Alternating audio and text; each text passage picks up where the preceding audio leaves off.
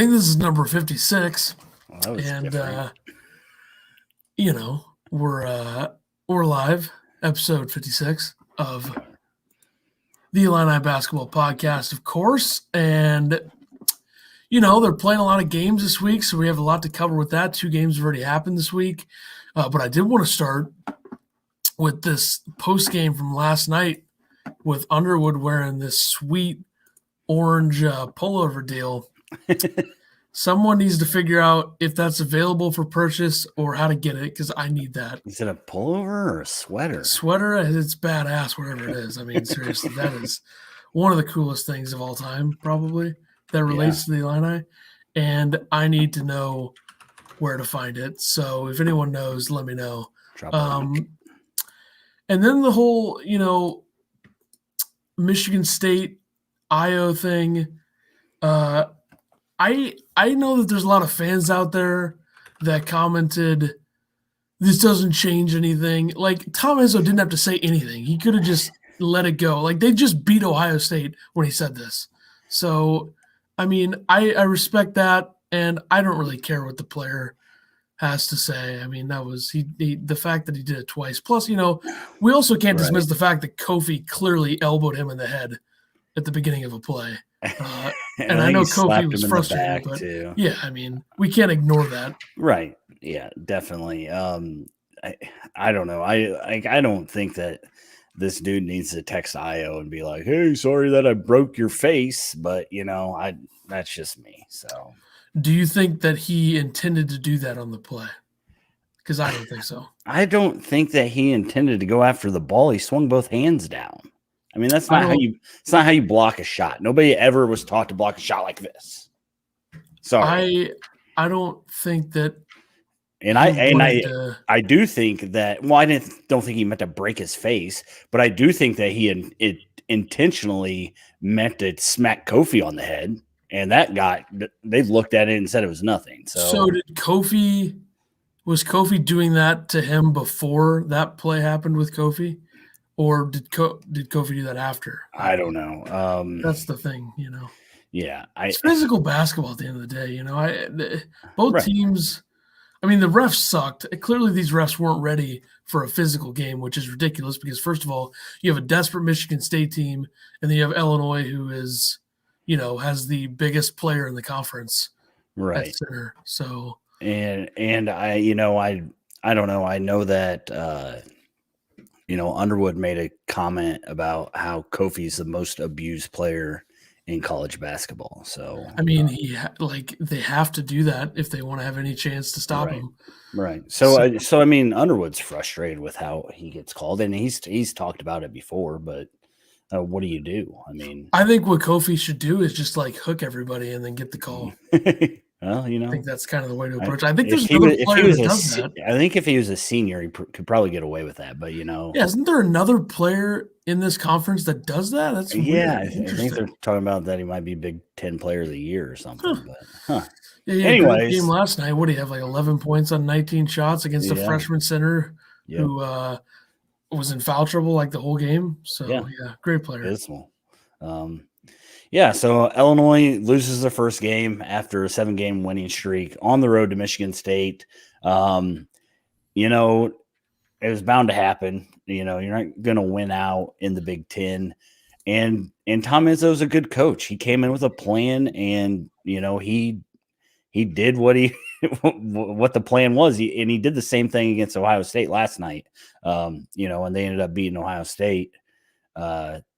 And so they've won, they not only beat Illinois, Did you feel a little bit better about Illinois losing to them now that Ohio State also lost to them? Or? I don't know if I feel better, but it's not. I mean, well, I didn't feel bad about the law. I don't know. I mean, I think that people, thought that Illinois should roll over Michigan State, and Michigan. You're not going to roll over anybody on the road. First off, except for Minnesota, because they're terrible. By the way, the only team to beat Michigan, but makes no sense. Who knows? I think that I said this going into the game, you can't overlook Michigan State. This is still a team that has a Absolutely. lot of talented players like Aaron Henry, Rocket Watts, Joshua Langford, who's like 35 years old at this point. They are all highly talented players that went to that school, and Right. they just haven't been playing well. It's like the same thing with Kentucky right now. Though the Kentucky team, very talented players, at some point you got to put it together. Now, obviously, these teams took a lot longer to put it together than they probably would have in the past. And obviously, I think part of that is how little they were able to play together before the season started. Yeah. And so do you think the fix is in the Big Ten's like, hey, let's get Michigan No. State to the tournament? No, the Big Ten does not have the time to be worrying about that. Sure they do. Sure It, they it's does honestly, I don't think that would even make that much of a difference. do. I don't Like, know. The way that especially the way that the game last night was officiated compared to this night, I mean, literally they were talking, and dude Pfeiffer just wants to double tee up everybody, you know.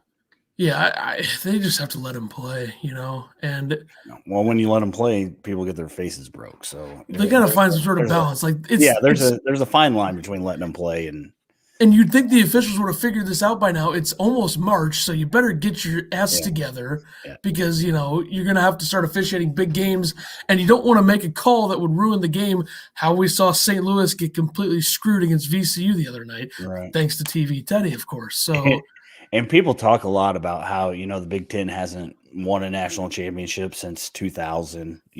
I believe Michigan State was the last one to win because of the way they play in the Big Ten. And once they get to the tournament, all their guys have 3, 4, 5 fouls, and you don't compete because that's not how any other ref is calling it. So overall, I think the Big Ten just needs to figure out their refs and what they're going to do as far as be more consistent, I guess. I don't think the refs lost this game for Illinois. Yeah, they weren't good, but you can't ever blame the game on a refs, really, unless the only way you can do it is if the game is evenly matched throughout the entire game.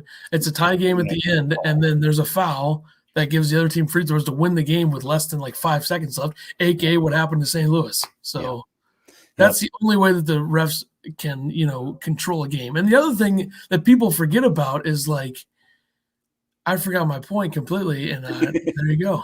I was distracted. I don't know. Yeah. So, Player of the game. Onto the game. There was one guy that I thought stood out. You obviously agree with me. Trent Frazier. He's really been coming on strong lately. Not such a great game last night, I don't believe. I'll have to look at the numbers. No. I was in and out watching the game last night, so I didn't catch it all. But anyways, Trent went 7 of 14, 4 of 8 from 3, 4 or 5 from the line. Probably the only guy that could make free throws. I think Miller made 2 and Hawkins made 2, but other than that, it was abysmal at the line. 22 points, 3 rebounds, 2 assists. And after the game, they always interview one of the better players. I don't know about this. Trent said, this game does not define us. We just learn from this.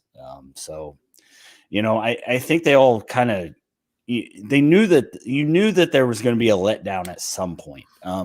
The letdown being Michigan State rather than Nebraska last night is That's good, probably better. Well, yeah. I mean, what would you rather have? Even if it didn't matter if I was playing Iowa was playing last night, because Illinois without Iowa is still a lot better than Nebraska. Absolutely. Right now. I mean, with Iowa that went into overtime, so it just nothing ever makes sense in the Big Ten. So just let it happen. Yeah. And we talked about Michigan State had a plan from the beginning, and it was foul. It was foul a lot. Play hard. Michigan State had 4 players have 19 fouls against Kofi. 3 of those fouled out, and 1 got ejected. So they had a plan and they stuck to it. And then Illinois completely failed at the line, like we talked about. 19 of 34. Underwood even mentioned that they thought that they would get 40 free throws in the game. And if you make 11 of them or whatever, you have a chance to win this game, a lot better chance than not. It was guys like Kofi was 3 of 11. Io was 4 of 8. 4 of 8.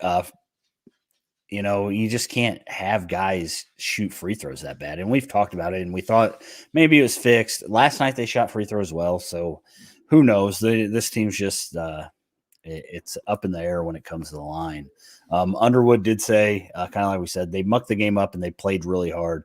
There's a reason they fouled more than any other team in the conference. So there's also a reason why, or there shouldn't have been a reason why Illinois missed so many threes in this game. Like they were giving them the 3-point line. Right, yeah, threes were really bad. 5 for 17. Yeah, 5 of 7. And also, Io was 1 for 6 from 3, and a couple of those were after he got drilled, and I think that might have affected him because he missed 3 of 4 free throws that would have gotten the game within 6 if he made all of them. So maybe if I were him, I would, I think his eyes were probably watering, and and that's what Io had the flagrant 2. Illinois had a chance to cut within 6 points with 4 minutes left, and you got to think that him missing those free throws had a lot to do with, the fact that he probably was just super in pain. I mean, I can't even imagine because they talk that it is more than the nose, just the nose is what I've heard. So I don't know when he's coming back, but hopefully it's tomorrow. I don't know.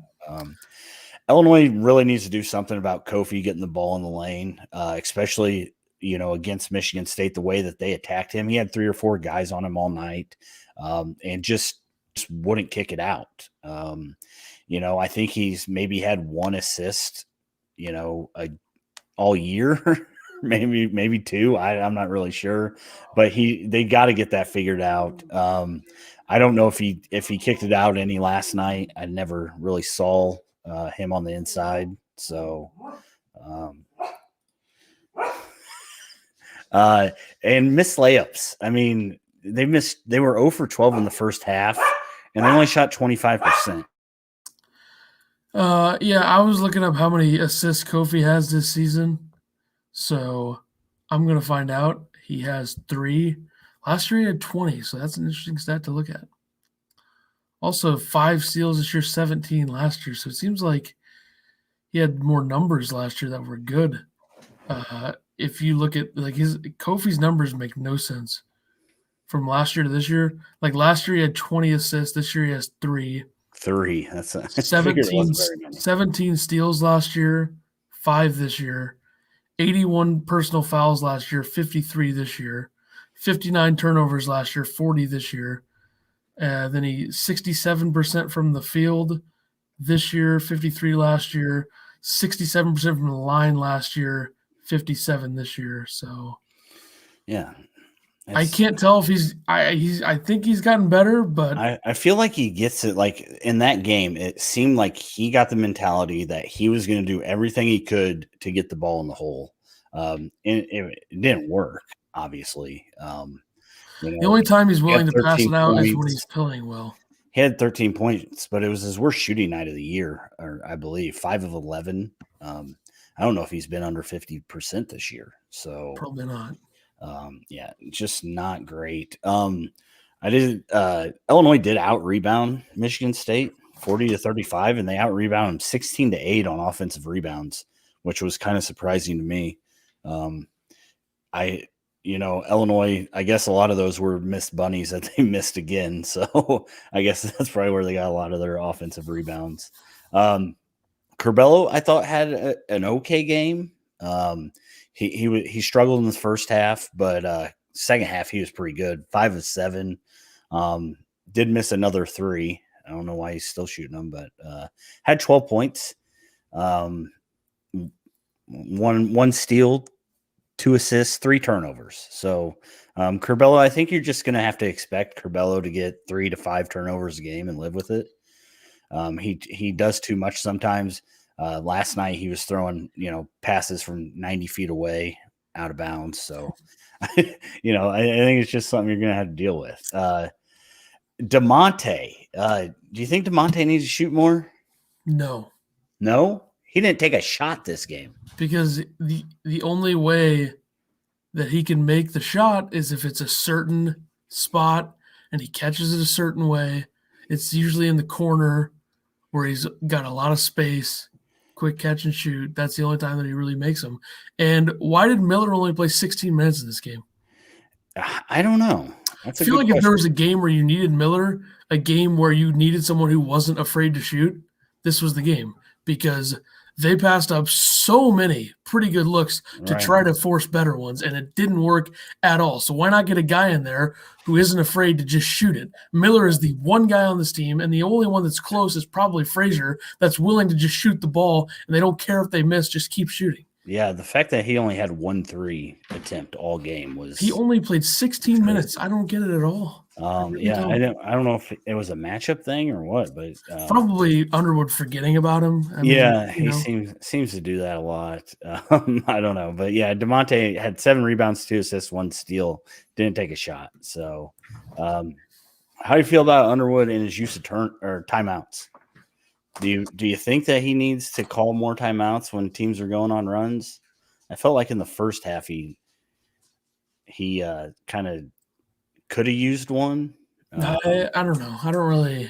Yeah, last year it seemed like he was lucky to carry 2 or 3 timeouts into the second half, and now it's like he never uses one. I think he trusts the team a lot more. Yeah, but I thought it was interesting because he mentioned the team being frustrated and things like that, and he even said that's on me. I got to do a better job of getting our guys through that. How do you do that?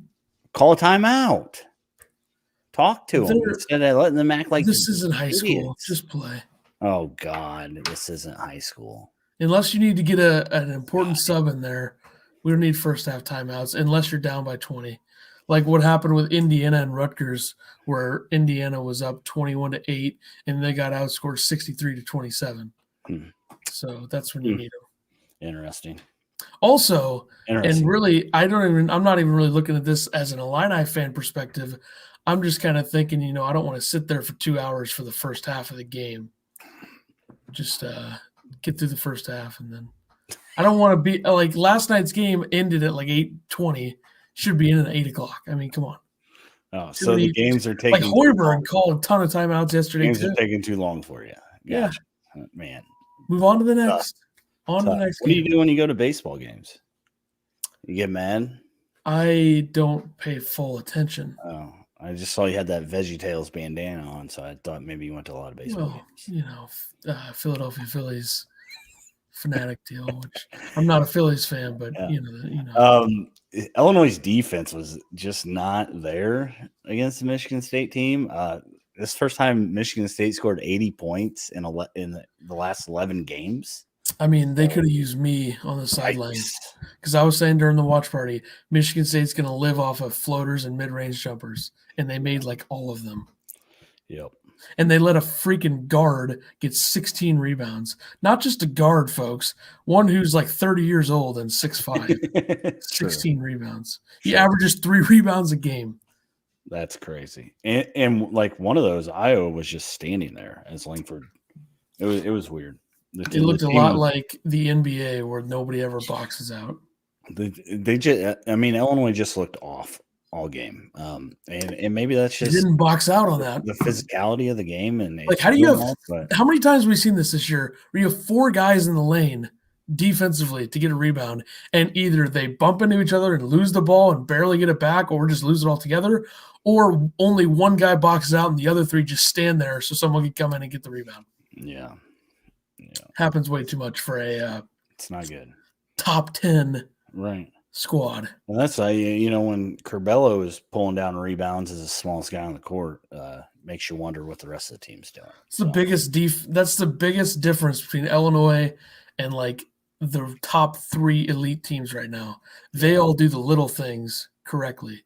They rebound well, they pass well, they don't turn the ball over a lot, and they I don't really think coaching is that big of a difference here between the elite teams and then Illinois right now, because how much is Juwan Howard really affecting the game overall, night in, night out? The only thing that I saw when I was looking at the Iowa-Michigan game last night, because I had it up on the other TV, and all I saw was just chirping at the refs between Fran McCaffrey and Juwan Howard both going at it. And I thought at one point McCaffrey was going to take a run at Juwan Howard. That would have been interesting to see. McCaffrey just get lit up in about 2 seconds. That would have been fun. But Fran. Yeah, that game was a poorly officiated game too. So another Big Ten game that was not officiated. Well, not that it mattered because Iowa is overrated and got destroyed, but you know.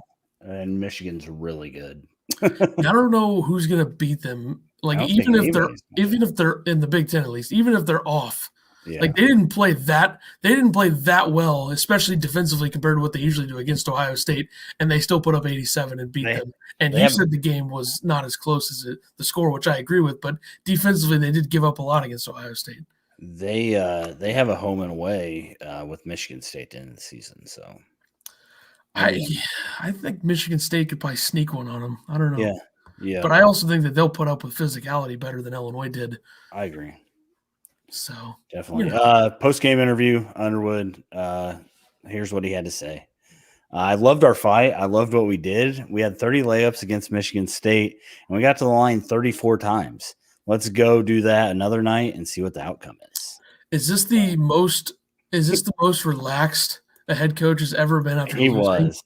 He was. And that's why, like the first question was like, how are you feeling? And he Good. said, good. One of those nights. We were due for one. I'm not disappointed. I'm not. I'm actually in a good place. I mean, I agree with him, and I think anyone who's like mad at him for not being mad is kind of an idiot. I But don't think he had any reason to be mad. I mean, Michigan State played harder. Regardless of if it was, fouls or whatever, Michigan State came out wanting to win that game. And, Illinois kind of did Illinois things, and they started off slow and they missed layups. And, missed layups is not really an Illinois thing, but they just played better. And long teams play better against Illinois because their guards are small. That's why Nebraska took them into overtime, just because of their length. Luckily, Illinois figured it out last night. But and you know what last night shows me? what's that? That Underwood has a great handle on this team because the fact that they came out, I don't care who they're playing, they came out without their best player, took care of business, Yeah. shows you that he doesn't have to, be a maniac and be mad to get his players going. Right. They know the deal. He has a great handle on this team right now. Yep. Last one was Underwood said, the basketball gods treat you in crazy ways sometimes. When you have one easy and as good as it is against Minnesota, we won 7 in a row. We've done a lot of good things. So, Illini Nation, I understand hashtag Illini goes crazy after games, especially when you lose to a low-level Michigan State. Michigan State's Michigan State. They have one of the best coaches in the nation. Losing to them, I don't care if they're now they're 7-9 in the Big Ten. It doesn't matter. They're going to win games and they're going to come out and play. So, it's a loss. You chalk it up. You move on. Ohio State got beat by them. Iowa got beat by Michigan. Illinois is still in a really good position to finish second. They got a really tough schedule coming up now that Nebraska is over with Wisconsin and Michigan and Ohio State, I believe, to finish the year. So we'll see what happens. But I'm trying to find out if they get the 2 in the Big Ten tournament, like the scenarios that I could see happening if they win that game and who they could play in the semifinals. Like they play the 3 seed. Well, I'm trying to think of a team that could. There. I'm trying to see a team that could beat the 3 seed. True. Like if you look at the way that it would shape out, you would have probably like a Purdue or Rutgers would play like someone in the 3 spot, or Maryland. Yeah. How's it as it sits now? What is? I don't know, but Illinois was going to be the 4 last year. Right. And they would have played probably the winner of like Minnesota, Iowa. Would have been a rematch. Yeah. Of the end of the season. So, I mean, they could run into what, Minnesota again, maybe. I mean, Underwood kind of said Minnesota sucks. How easy get an easy one like Minnesota. Ouch. Who lost to Northwestern last night, by the way, so they're dead. Yeah. Wonder if the injury deal was brought up by Patino. Like, well, injuries and stuff. Like nobody else ever has injuries, only us. So tough one. Yeah. So speaking of injuries, Illinois beats Nebraska last night. Yeah, and I just wanted to say this real quick before we get into this game. Yeah. So Illinois would play If they get the 2 seed, their first game would be March 12th at 5:30 our time Central on Big Ten Network. Okay. So that would be that, and then is that the last game of the night on Friday? Second to last. There's a game right after that, and then they would play Saturday on CBS. If they won that game, they would play Saturday at approximately 3:30 or no 2:30 our time. 2:30 our time. That's perfect. And then the finals is 2:30 Sunday. So okay. All times are appropriate. Wait, all times are approximate and subject to change. True. Yeah. Don't want to forget that. So. Yeah, I don't. Is there even a point for Nebraska and Northwestern to show up? I mean, come on. And Minnesota at this point, all of them, get them out. Penn State too. Those 4. See ya. Oh boy. Thanks for coming. I think that there's a push for like every conference to have a full-on tournament with every team. Like some teams don't invite everybody. Like I don't think the Ivy League had. I think the Ivy League only had half, but of course they're so much better than all of us, so they can't play this year, right? They're smarter than you. Yeah. Well, you look at Harvard and how much money they have, so I don't really think they're worried about it. Yeah. They got like $14 billion in endowments, so it's cool. Good for them. Everybody played last night. Hamlin with 5 minutes. How about that? Yeah. Griffiths with 5 minutes. Underwood got 2 minutes. So yeah, they played like 14 guys last night. And we'll talk about Trent and DeMonte at the end. And are they going to come back? I don't think they are. So we'll talk about that. Not looking promising. Yeah. So good win without Io. Regardless, Nebraska took them into overtime last game. Illinois came out and it was a 20-point game by what? 7 minutes left to go. And I'm looking at the box score, 17% from 3. Good stuff by the guys. Brutal. Here's a fun one. DeMonte, Miller, and Frazier were a combined 4 for 23 themselves. So nobody else took a 3. Or wait, am I doing the math here? 19, 4 for 19. So there's 4 of the threes. Curbelo took another one. Grandison and then Hawkins. Grandison 0 for 2 and Hawkins 0 for 2. 17% from 3, and you still score 86 without your best player, and you beat him by 16. An indictment on Fred Hoiberg's squad. Yeah. We didn't talk about our predictions of the Michigan State game. Obviously, we were wrong because we thought Illinois was going to win. We had Illinois beating Nebraska by roughly 12, 13 points. And that was predicting it without Io. So, good job. Player of the game. We both agreed again. Andre Curbelo had a great game. Did have 5 turnovers, but 10 points, 12 rebounds, 8 assists. If Adam Miller could make a dang 3, he would have had a triple-double. I would have liked, even though I know it doesn't matter that much because he's only a freshman, I'm sure he'll get one at some point. I'm sure he will. But, give him some more shooters in the floor. Like Miller was the only option there. Nobody else was there. At least put like Frazier, not even Trent was out there. Trent was out there for like maybe a minute. How many of those turnovers were him? To assist what? How many of those turnovers were him like really trying to press to get the? I think there was a couple. He threw one out of bounds. I think he tried chucking one up to Trent late in the game, and it went. I completely missed him. I think he had 3 that he just kind of tried throwing outlets and missing guys. If Underwood was really trying to have fun, why not stick Kofi out there? No one's going to guard him. Let him pop a 3. Trying to keep. I guarantee you, if they gave Kofi 4 looks from 3, he'd be open. He would make one of them. I mean, you kept Bio in to get another triple-double. How come you didn't put Kofi in so Curbelo could dump a couple passes to him? Yeah, alley-oops. Really nice. It's going to be nice if Kofi comes back, which I sent you that thing. It sounds like if somebody says they're guaranteed going to take him, he's leaving. And if he gets a second round combine, I don't even know what that means, but I guess if he's predicted as a second rounder, he's not coming back. Yeah, and the person that tweeted that obviously has no real information. So. Well, his name was not Big Ten, so who knows? Yeah, if it was like an official verified or someone that I know within the industry that I trust, I would be okay. Yeah. But if that's real, Kofi's getting some bad information because first of all, you're a sophomore. I know you're an older sophomore, but why the hell would you leave when this school could be? They're not going to be as good next year as they have been this year, but they're going to be really good if he comes back. I think they could be as good this year. I mean, if you Yeah, lose Io and Trent and DeMonte, I think that you have guys that can replace those guys. Maybe not defensively, but I hope DeMonte scoring stays. wise, I think you can. Don't you lean more towards DeMonte staying than Frazier? Yeah, it sounds like Frazier's gone. Where's DeMonte going to go? You know, I don't know. Where's Frazier going to go? Overseas? Frazier has a much better chance to play somewhere professionally than DeMonte. Yeah.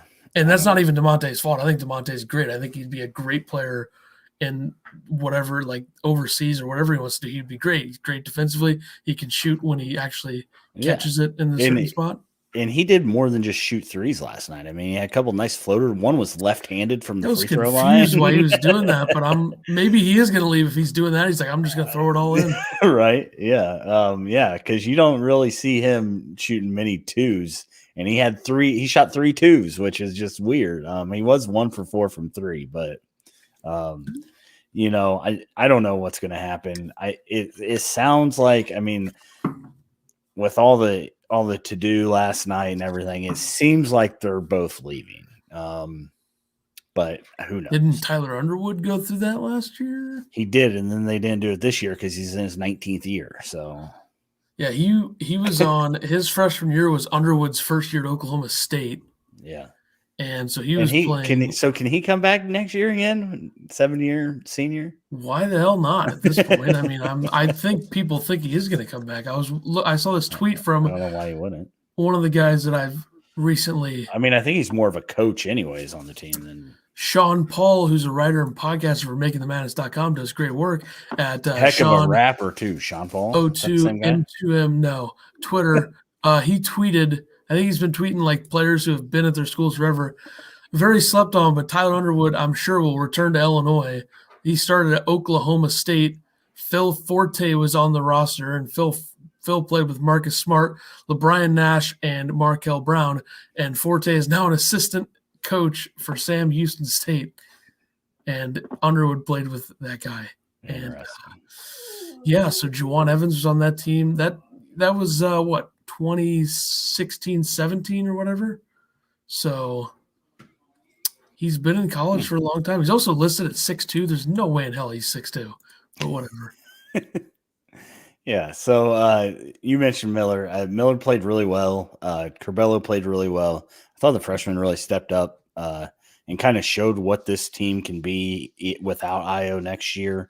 Plus adding 2 lengthy wings as well. Yeah. And Amari Burnett.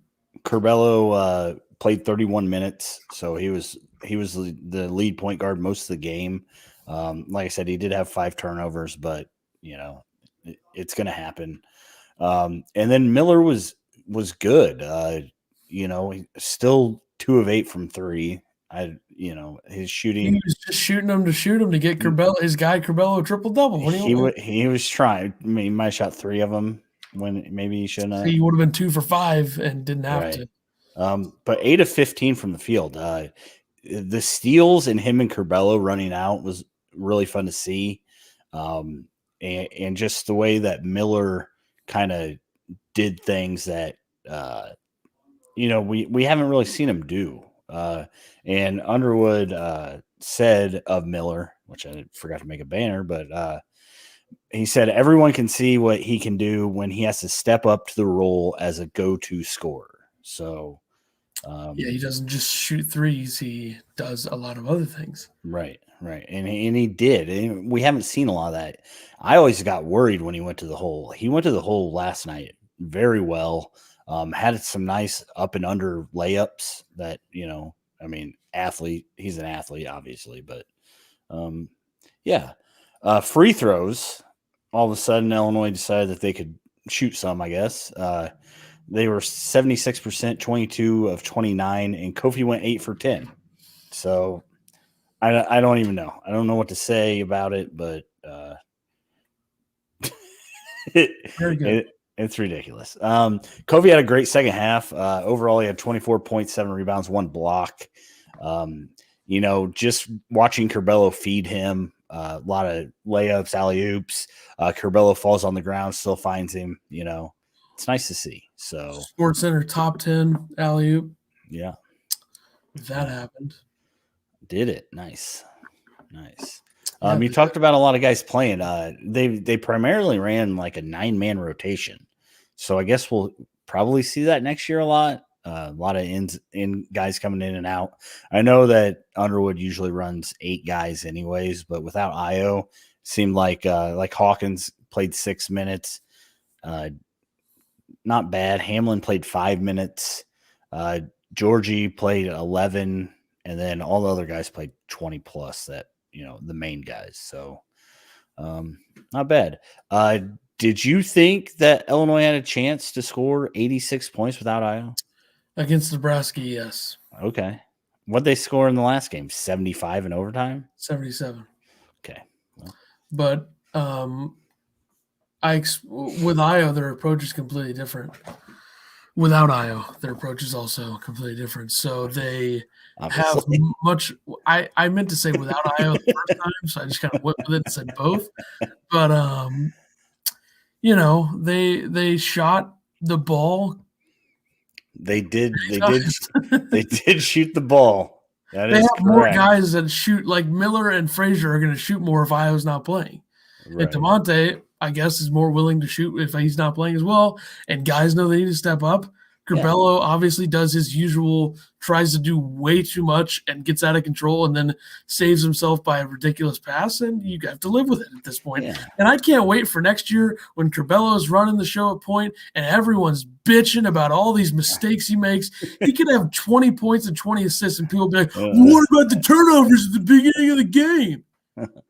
So stupid. I mean, seriously, these 80-year-old people that watch the Illini bitch and complain constantly. That's why I love being in Facebook groups, because you have all these old-ass people who don't know what the hell's going on in front of them, and then they say all these BS, Curbelo needs to go back to where he came from, that kind of stuff. He's made all these mistakes. Obviously, the Cardinal fans do it too. Every fan base has these types of people. Okay, I went out of my way to call out a team that I root for, and then you're going to be like, you're calling out a team. You're calling out a team right now that you root for. So, you're already doing that. Yeah, and the Cub fans, obviously, they have a lot of those people that do that as well. So, yeah, it's brutal. All these senior citizens are retired; they got nothing else to do. Why don't you just, I got 2 suggestions for these people that are retired that watch these sports games and have all these. I gotta turn my headphones. Cold ass takes. Here's what I got for you. Number 1, go golf. Number 2, smoke some weed and shut up. My God. Seriously. Okay. Well, word of advice from Ethan. Freezing cold takes is all 7-year-olds who say these ridiculous things like, well, he had 25 points and 72 assists, but what about those turnovers at the beginning of the game? Roll a joint and shut up. Jeez. All right, go ahead. All right. Well, Trent Frazier, like I said, struggled from the field. 1 of 9 from the field, 1 of 7 from 3. Only 7 points, but he did have 2 steals.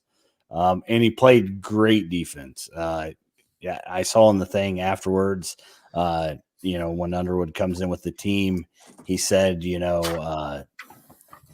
apparently Frazier said, I want him. I'm guarding him all night, talking about Teddy Allen. If you don't know, Teddy Allen went off for 40 points in the game before against Penn State. Yeah, 16 to 24 from the field. Yeah, pretty impressive. And then Frazier held him to 5. So yeah, he's not that good. Pretty good defense by him. Let's see. Underwood kind of switched. We talked about it on last podcast, how he's like, we don't care. We'll play anybody anywhere.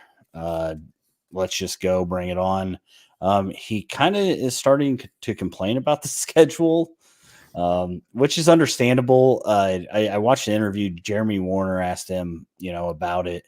And he said, Underwood said, it just is frustrating to him because Illinois has been following protocol. They're doing everything they are supposed to be doing. He said they don't leave their circle of 30 guys that are around each other all the time. That's the only people they get to hang out with, be around. And he said they've had to cancel 3 games because of other teams. So I guess he's getting frustrated with it, which is, I get it, especially playing all the 3 games in 6 days. Traveling the whole time basically because you're away, home, away, and now they're on the road the rest of the Big Ten regular season. So, I mean, he has a point. Yeah, Illinois hasn't had any of their own issues. It's been other teams, and they're kind of getting screwed here by having their last home game on their 4th to last game of the season, which doesn't happen very often. At least like the 3rd would be the most. Yeah.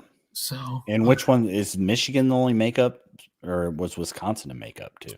No, it was always going to be Wisconsin and Ohio State to end the season, and then they threw Michigan in there like they threw Nebraska in there. Yeah, last night, right? So yeah, that was the big talking point. It's like, oh my God, you got to play Ohio State and Wisconsin in the season. Well, now you got to play Wisconsin, Michigan, and Ohio State in the season. Yeah, all on the road and have fun. Yeah, it's going to be tough. At least there's no fans. That helps. Right, absolutely. He did end with saying like he did the last time, bring it on. Not scared, just wore out. Probably, He's probably just it's because the IO injury, if I had to guess. Yeah, and he did comment on the IO injury. He said, "We'll do everything we can to expedite IO to smooth process to return to the court, but we won't jeopardize him. It's sensitive. He was subdued on the bench." And there were reasons for that. His face, apparently. His jersey is going to hang in the rafters one day. So, is it? Do you think it is? I think the only requirement is you have to be an All-American. So, well, that's stupid. Well, I mean, that's why they have first team All-American, or look how many jerseys they have up there. First or second team All-American. Do you think Kofi is going to be that this year? I think he'll be close. Yeah, he'll probably be honorable mention. He's going to be third team honorable. At least. I think third team.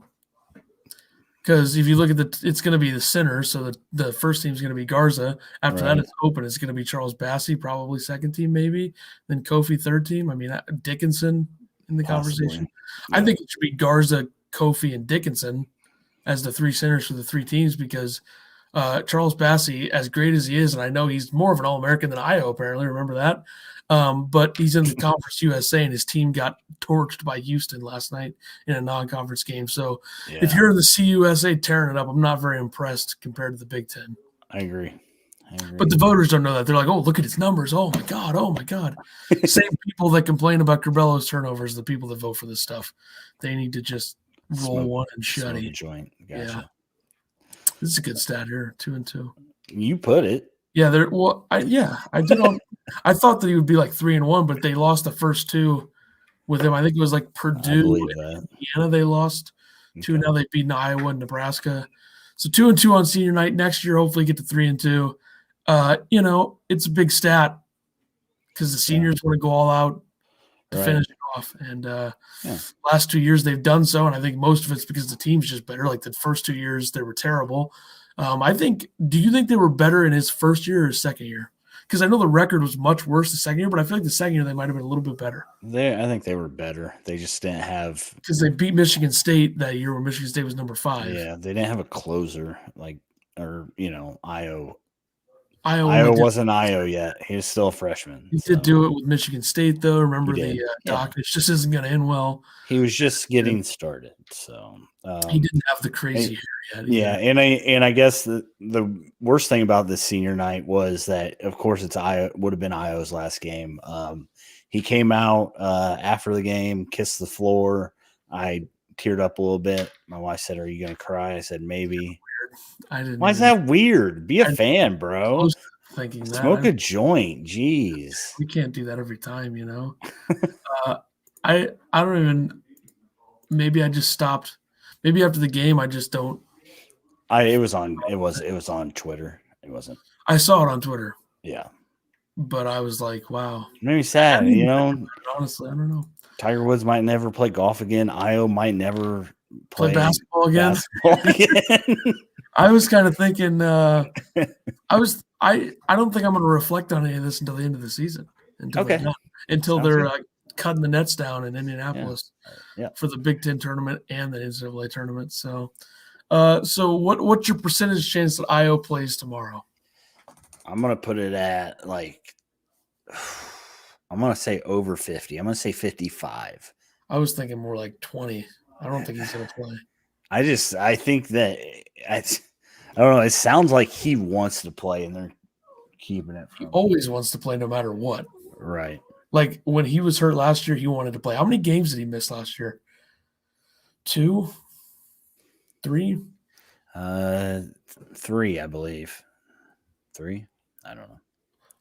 I think what's going to end up happening is I think the thing is we don't know how bad it is, and they won't tell us. maybe we could get an inside scoop. I was gonna text his aunt, but you told me not to. I just thought that might have been weird. I don't know. And I was gonna, text Dion about Trent Frazier. I never did that, so whatever. We just don't have the connections, but wait till we get Underwood on this summer. I've already been thinking about great questions to ask him, and I can't wait. what I'm gonna do is I hope you go off on it. well, on no, a rant. I'm gonna say most people probably want to talk about basketball. We're gonna, talk a lot more about non-basketball as well as basketball. I think that'll be good. I like that. I hope you wear that VeggieTales headband too. I probably won't, but I'm gonna ask him about the orange pullover thing. Where do you get that, dude? Yeah. I know you're the head coach, but I'm Maybe you can sign it and send it to you I'd burn that for a nominal fee. It's just a joke. Yeah, I don't know. He's probably not even gonna come on, so don't get your hopes up, people. I'm thinking they're gonna rest Io tomorrow, and then he'll play against Michigan. But there's no way he's missing the Michigan game, right? Unless he gets hurt tomorrow. I don't think so. Yeah, like I said, 55% just because I think that he wants to play. I don't know if that means that they'll let him play, but yeah, the thing is, you should always look for the best interest of the team, right? But if you're kind of looking at it, you're like, well, they don't need him as much against Wisconsin as most, because the main thing with Wisconsin is Kofi. Yeah, true. Wisconsin had 19 rebounds in the last game. Yeah. So I mean, you shouldn't ever look at it that way. And I don't think they are, but they're going to need him much more against Michigan than Wisconsin. Right. They'll need him. I mean, Wisconsin's good and they're desperate, but whatever. I guess we're going to get into that now. 1 o'clock game, back-to-back Saturday. This is what? 3? They've played 3 Saturdays out of the last 4, and they've all been afternoons because they played Wisconsin at 2:30. They played Minnesota at 2:30, 1 o'clock. 1 o'clock. No 11 a.m. Yeah. No 11 a.m., no 8 o'clock. Recently. No more watch parties either. Jeez. Yeah, I don't think we should risk it at this point. So there's no time for the Ohio State game that will be played on Saturday next Saturday. There's no time for that, but they play 6 o'clock on Tuesday against Michigan. So probably no more 8 o'clocks for the rest of the year, unless in the tournament they could play like a 9 o'clock. That would be fun, to be honest. I'd like to see a late night tournament game, but yeah. I wonder if they're gonna have because they have they had the West Coast region in the past, and the games would be starting pretty late. What if they have a midnight Eastern game? That would be fun. They should look into it. Would it? Yes. Okay. So second matchup with Wisconsin in the last 21 days. The first matchup, 75-60, Illinois won that game. Iowa had a triple-double. Kofi was dominant, 23 points, 14 rebounds, 10 of 13 from the field. Curbelo probably had his worst game of the year. 1 rebound, 1 assist, 4 turnovers. That was a day where it was pretty valid for the haters to hate. Yes. DeMonte was pretty good. I think he had a really good game defensively, plus 9 rebounds in that game. Miller, I don't really think did anything. So then you had Trice was really the only one that showed up for Wisconsin. They were missing shots. If they can make shots, they can beat Illinois. Davison, and Wall and Reavers and Potter, everyone except for Trice was missing shots for them. So If they shoot better, it's going to be tough to beat them. Now, rebounding, a little bit of a different story. Illinois out rebounded them 46-19, which is absurd in the Big Ten. Like, I don't know how you let that happen. I also feel like a lot of Illinois' games recently, they've been bad from three. Like, the only game that's the exception from three was Minnesota. Like, you look at the game against Michigan State, they were bad from three. Last night, they were bad from three. This game, they were bad from three. So they're kind of showing that they don't have to be shooting the ball well from three to win. Right. So, yeah. What does that mean? We already talked about Iowa. Will he return? If anyone's watching and listening, you can put in the comments if you think he's going to come back tomorrow. Yeah. I don't know. I do think that the Nebraska game might be a blessing in disguise because Curbelo got a lot of game minutes. I know he has in the past, but he's been struggling, so it got him a little bit more time, and it let those guys play together a little bit more. So I think it's going to be beneficial, even if he doesn't return, that they got that Nebraska game in. So I know they had Griffith start yesterday. What do you think the lineup would be without Io tomorrow? Just slide DeMonte in? I think so. I don't know. I think we should get crazy and go with like Frazier, Miller, Granis, and Georgie Kofi and just say whatever, man. Yeah. I mean, I could see that. Yeah. I could see Georgie getting a start just because of the length. That'd be kind of fun. Why not? But I think he started last year, didn't he? Did he start some games last year? Yeah, he was. This lineup at the beginning of last year was what? Io, Frazier, DeMonte, Georgie, Kofi, right? I believe so, yeah. So, yeah, I don't know. He's going to return from Michigan. I think there's no way he doesn't. So just be ready for that, folks. And, I'm sure Illinois fans will use this as a weapon. If they lose, well, didn't have Io. What do he wants to do? Use it as a weapon if you can, I guess. I don't know. I'm not all for getting into arguments with other teams' fans anymore because, I try to cover college basketball from an entire country standpoint. So I really can't straight up hate anybody except for Iowa. So, I don't hate Michigan like a lot of people do.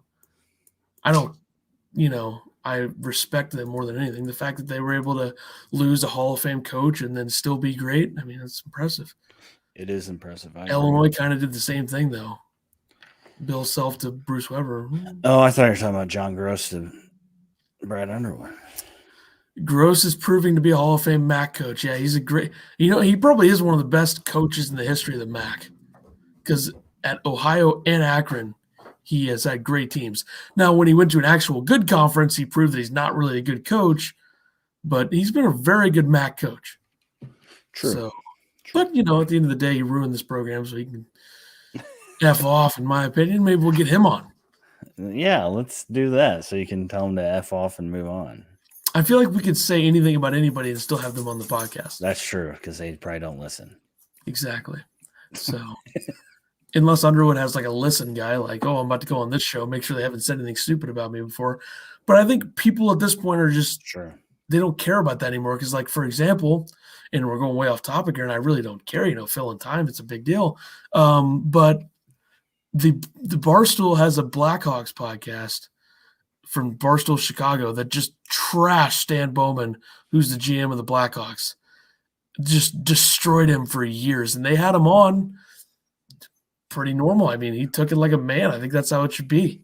Sure. Like if we say something about Underwood also, we're not qualified to, coach a team, or we can criticize and say whatever we want without crossing a line.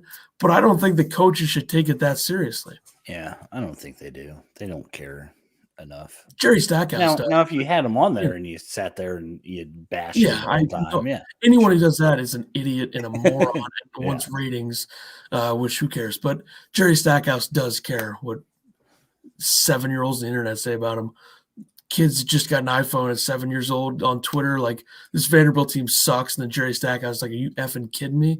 You don't know what it's like to coach in the SEC. What a tough league. There's like 3 actual good teams. Oh, man, 5-26 in the SEC. All worried about mean tweets like a 15-year-old recruit would be. So we don't have to go into Jerry Stackhouse again. I'm not Yeah, going to go down that we're road. good. Okay. 3 podcasts in a row. I mean, I'll just keep doing it every podcast for fun. See if we can get him on, but I'm sure he'd love that. He'd probably call us, racist. But anyway, overall in the Haslametrical world, Illinois is 8th. Wisconsin is still pretty good, 16th. Defensively is where Wisconsin makes their money. If you look at offensive efficiency, Illinois 13th. They're living at number 13 for a lot of this. Wisconsin 36th. Defensive efficiency, Illinois 13th. Wisconsin 8th. Strength of schedule, Wisconsin 25th, Illinois 13th. So 13th in offense and defense, 13th in strength of schedule. Expected outcome, Illinois 67.06, Wisconsin 68.15. So they think Wisconsin wins this. Maybe I think they might overweigh the road games this year. Yeah. Sounds because about right. KenPom doesn't do that. He has the opposite, Illinois winning by 170-69. So, and then adjusted offense and defense for Illinois, 9th on KenPom, 16th defensively, and Wisconsin 33rd offensively, 7th defensively. So they're good defensively. I saw today that according to the KenPom, the Big Ten has 14 of the – so every team is in the top 17 of strength of schedule. Let me confirm that. The only 3 teams that are in it that aren't from the Big Ten are Kentucky at 6, Iowa State at 7, and Clemson at 16. Just to throw that out there, Michigan has the worst strength of schedule on all of them. 17th overall, yeah. So the top 5 is somebody said, I did see somebody say the only reason Northwestern's number 1 is because they don't have to play Northwestern. It's true. And why else would Nebraska be number 3? So if you look at the top 5 in strength of schedule on KenPom, it's Northwestern, Penn State, Nebraska, Rutgers, Indiana. Yeah. Then the rest of the top 10 is Kentucky, Iowa State, Minnesota, Maryland, Ohio State, Purdue, Michigan State, Illinois, Wisconsin, Iowa, Clemson, Michigan, Notre Dame, West Virginia, Kansas. Missouri is 22nd. So Missouri sucks. I can't believe they ever thought that just because they beat Illinois in a meaningless December bragging rights game with no fans, it doesn't even count, in my opinion, obviously. So congrats on that to them. So prediction-wise, it appears as if you are going with Illinois to win. Is that with Iowa or without Iowa in your eyes? I don't think it matters. Oh, boy. I don't think it matters. I think it's going to be a close one. I did sit there and think to myself, because I was thinking about my prediction on the way home today. This would be with Iowa, actually. I think Illinois loses by 10 without Iowa. I'm basing mine off of without Iowa. Okay. You got a 5-point game. What's wrong with me saying 10? It just seems a little extreme. I think that they can stay in this game, but it's so hard to beat a team like this twice in a year. Like they did it last year with Michigan, beating them twice. But like coaches like this can make adjustments and change the way that they want to play. And I don't know if Illinois can. He can't make his team rebound the basketball, though. Yeah, but he could also slide a check to the officials and say, call Kofi for a bunch of BS. And then even I think Georgia could out-rebound those fools. I think we could. They had 0 rebounds against Michigan. Like, how is that possible? Your 2 main guys that play the 5 with 0 rebounds? Yeah. It's terrible. So it seems like if Illinois wins, 1 of the next 3, that they'll be a 2 seed? Is that correct? I think they could lose out, to be honest. If they don't have Io in any of those games, or if they have them in like one of the games that's really close, right? What's punted? Like, who cares? What's Purdue? Purdue has 3 games left, so the best they can be is 13-6, and Illinois could be 13-7. Yeah. Who's Purdue play? Nobody. Purdue plays Penn State. Oh, they play Wisconsin and Indiana. So Purdue's not going to win out. If Wisconsin can end up 13-7, but they have Illinois, of course, and then they have Iowa at the end of the season. Don't you feel good about Illinois as a 2 or a 3 regardless in the Big Ten tournament. Yeah.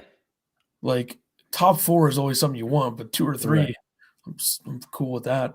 I'd rather be on the opposite side of the bracket as Michigan, but Well, what can you it's just do? me. And then Ohio State, of course, plays Iowa and Illinois. So Ohio State only has 2 games left, and they're 12-6 right now. What's Is there Illinois? another makeup game? Illinois 4. 13-4. So Ohio State could end up 14-6, and Illinois could end up 14-6, and Ohio State would win the tiebreaker. But if Illinois beats Ohio State, they're definitely going to be at least third, right? All comes down to Illinois needs to beat Ohio State, I think. I think they're third no matter what. Regardless? 2 or 3 no matter what. Yeah. Unless, they could fall off. If they lose 3, they'll have 7 losses.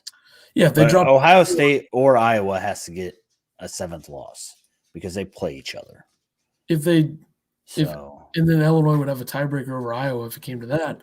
Right. But if Illinois ends up at 4, they're going to end up with Michigan in the semifinals if they win, which is not what you want. Yeah, I'd like to. Honestly, I'd like to see them too. Do they see it like that? Like Michigan, if they win, they would play the 4. I'm just excited that I'm going to be able to watch Illinois basketball on my birthday if they're top 4. I don't think you should get your hopes up after last year. Whoa! It's a little early for that. I'll be really crying on the next podcast. Don't get excited. Don't get excited until March 1st, I would say. Okay, I'll wait. Yeah, you should do it. Got a few days. So yeah. So I'm looking at some bracketology stuff. Okay. Looking at Lunardi here. This was updated today at 6:30 a.m. Central. And yes, Io was out. Not really, I wouldn't say broken nose. I would say facial injury, which is what they're calling it. I don't know if it's a broken nose. I think it's more than that technically. But so Lunardi updated this today. He still has Illinois as a 2 seed in the second region against Siena, who they would play as the automatic qualifier out of the Mid-Atlantic something, Mid-American. It's MAAC or whatever. Same conference as Iona. Mid-Atlantic Athletic. Sounds about right. I'm looking at it right now. It's got to be right. They would be in the same region with Houston, Creighton, Wisconsin, Virginia Tech, BYU. Give me that bracket all day. Rutgers, Loyola, Chicago. Would you say was the 1 seed in that, though? Baylor. I'd still take it. I'd take a game against Baylor again. I get that, but I think people are overlooking Baylor already again. I see people saying Michigan's better than Baylor. Baylor actually is going to have some tough games this week, so Kansas, yeah, tomorrow. Their next 4 games are Kansas, Oklahoma State, Texas Tech, and Oklahoma. They're all ranked except Oklahoma State, who has been ranked. So I'd still think Baylor and Gonzaga are the number 1 and 2. Oh yeah, 100%. Well, people are even if they lose, people are saying Michigan's better. Okay, I was wrong.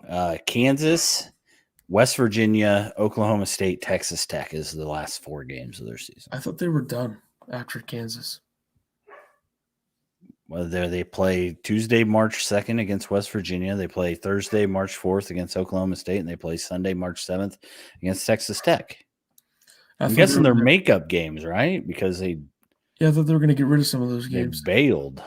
Oh, of course they are. Of course they are. They've played enough conference games. How many conference games have they played? That's fine. 10. They're undefeated. Nobody's going to beat them. Oh, jeez. That's going to be good for them going into the Big 12 tournament because I'm sure they'll run through everybody in that. Even if they lose one of these games against the next 4, those aren't bad losses. So, yeah. Yep. So Can you imagine a Loyola Chicago Baylor game in the second round? Woo!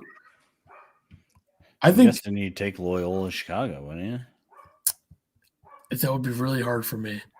But I think Loyola Chicago should probably be more like a 6 or a 7, but I wouldn't hate the idea of them being an 8 or a 9 because then they would get to play a 1 seed in the second round. That would be very good.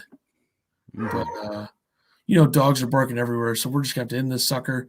We'll be back, episode 57, I'm sure, in like hopefully Monday? Iowa's feeling better. Sunday, Monday, Tuesday. By Tuesday, we'll do When it. do they play after that again? Tuesday against Michigan, then we'll probably do one before that, right before that game, probably, right? I mean, yeah, that sounds because we have the countdown to March Madness on Monday. So that sounds good to me.